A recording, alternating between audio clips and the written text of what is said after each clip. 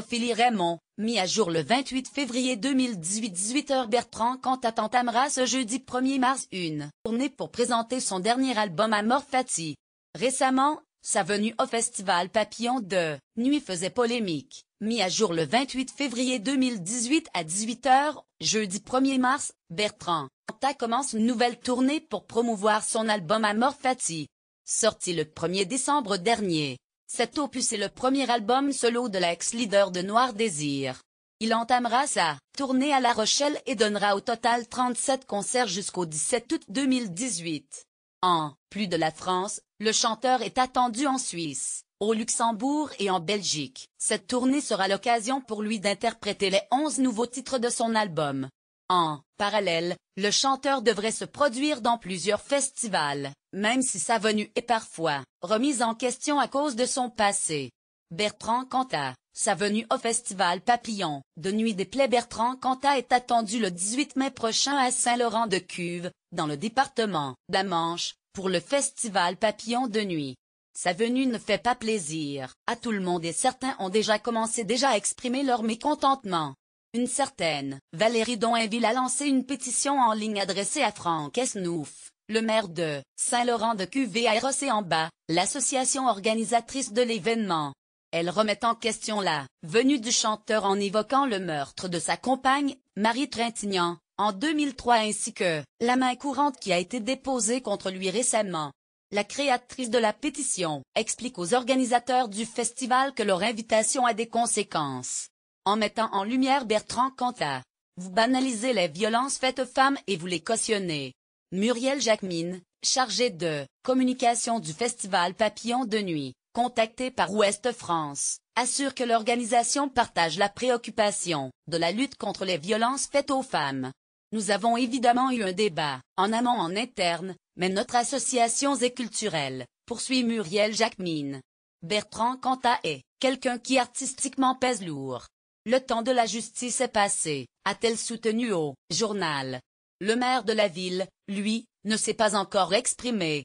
Bertrand Cantat déprogrammé des escales. Bertrand Cantat connaît un retour artistique difficile.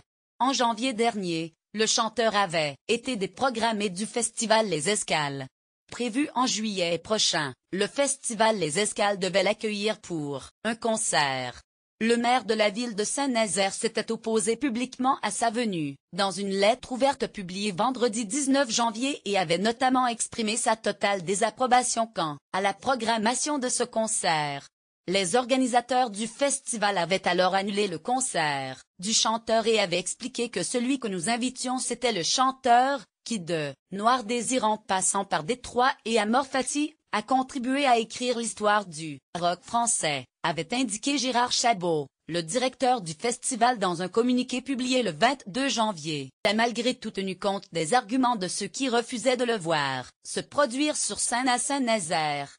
Plusieurs personnes, des sphères publiques et privées ont désapprouvé sa venue.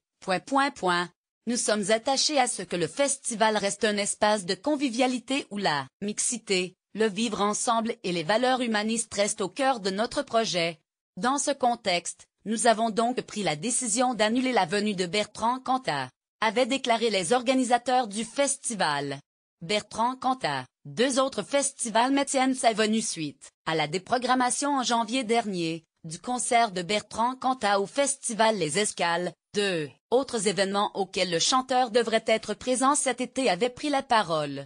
L'Ardèche Luna Festival, du 14 au 16 juin, et Garorock, du 28 juin au 1er juillet.